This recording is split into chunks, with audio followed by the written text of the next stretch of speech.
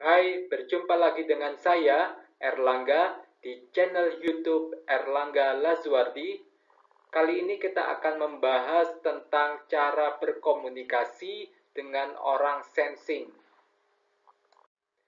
Namun sebelumnya, apabila kalian merasa penyampaian saya agak lambat, kalian bisa mempercepat playback speed di setting YouTube. Yuk, sekarang kita langsung ke materi ya. Tujuan kita belajar cara berkomunikasi dengan orang sensing adalah satu, agar lawan bicara, yaitu orang sensing, lebih mudah dalam menerima informasi. Dua, informasi yang dipahami oleh lawan bicara persis seperti yang Anda pahami. Dan terakhir, Anda dapat mengarahkan dan memengaruhi lawan bicara. Kata kunci, buktikan, yaitu Anda memberikan bukti kepada lawan bicara, yaitu orang sensing, atau minta lawan bicara untuk memberikan bukti ke Anda. Jadi inti untuk berbicara dengan orang sensing adalah buktikan. Baiklah, sekarang kita akan bahas satu persatu cara berkomunikasi dengan orang sensing. Yang pertama adalah fakta. Berikan fakta atau kejadian atau pengalaman nyata agar dia percaya. Fakta adalah bukti nyata yang dapat diindra. Contohnya, satu, kakak harus rajin masuk sekolah. Jangan seperti dia, karena dia jarang masuk sekolah, akibatnya dia tidak naik kelas. Ini adalah contoh pengalaman. Contoh kedua, ibu, kain ini lebih mahal karena kain ini lebih halus, sambil Anda memberikan dua kain yang berbeda untuk diraba langsung oleh pelanggan. Ini adalah contoh bukti. Tips kedua yaitu detail. Sampaikan informasi secara terperinci agar dia tidak bertanya-tanya, misalnya apa, mengapa, bagaimana, dan seterusnya. Contoh kalimatnya, yang pertama, anak-anak, ciri-ciri hewan adalah memiliki ini dan ini, sedangkan ciri-ciri tumbuhan adalah memiliki ini dan ini.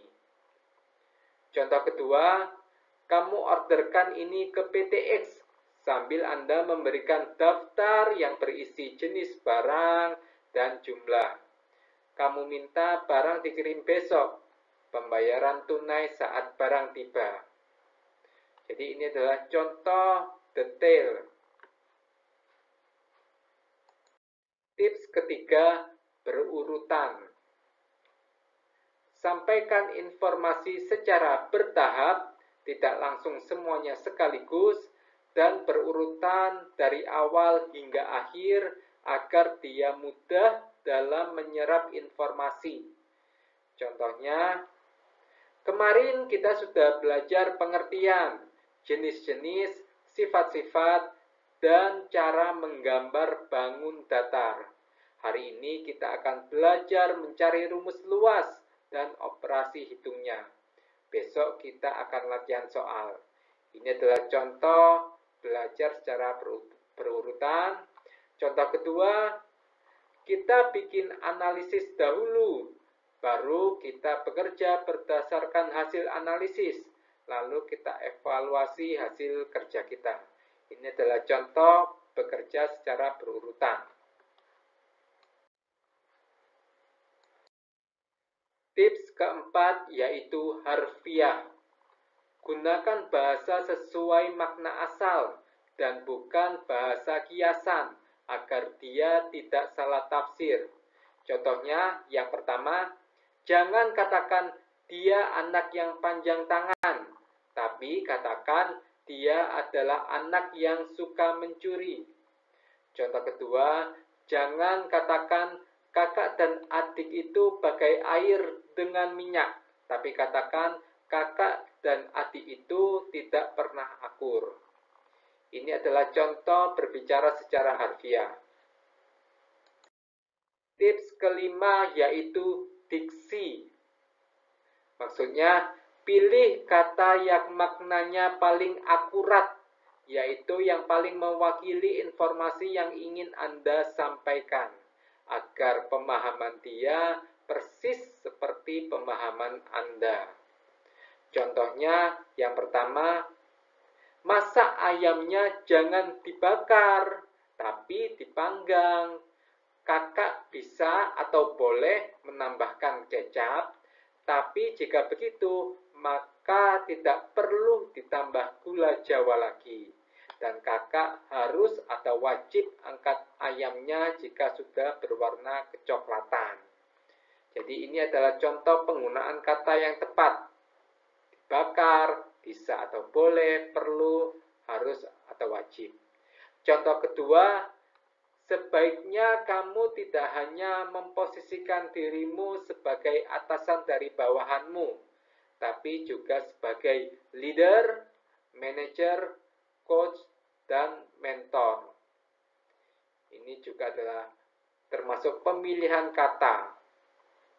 Tips untuk mengetahui makna kata yang paling akurat yaitu dengan kita membaca Kamus Besar Bahasa Indonesia atau KBBI atau mencari sinonimnya di Kamus Thesaurus. Tips keenam yaitu straightforward. Bicaralah apa adanya, bermakna tunggal, menuju ke satu arah, yaitu tidak bercabang, yaitu menuju ke inti pembicaraan agar dia mudah memahami.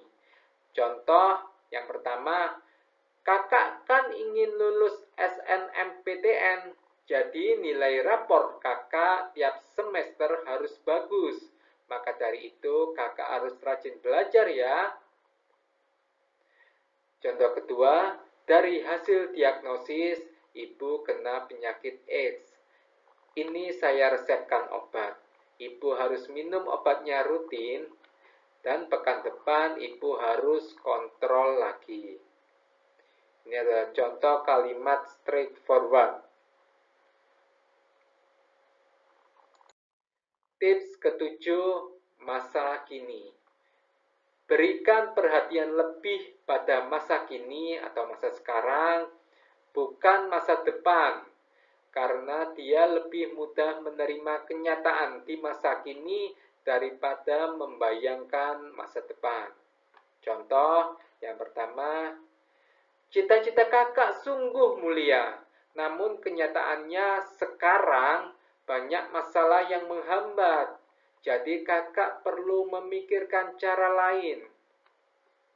Contoh kedua, sekarang penjualan perusahaan sedang turun karena pandemi, sehingga perusahaan melakukan efisiensi.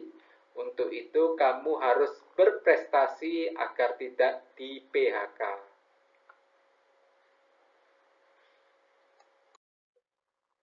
Tips ke-8 yaitu implementasi. Orang sensing lebih suka dan lebih mudah melaksanakan gagasan daripada membuat gagasan. Contoh yang pertama, daripada kakak bingung mau bikin kerajinan apa, lebih baik kakak ikuti saran ibu, yakni mencontoh dari YouTube. Nanti kakak cukup modifikasi agar tampak berbeda. Contoh kedua, kamu operasikan mesin ini sesuai instruksi kerja ini. Kalau ada kendala, segera lapor ke pengawas.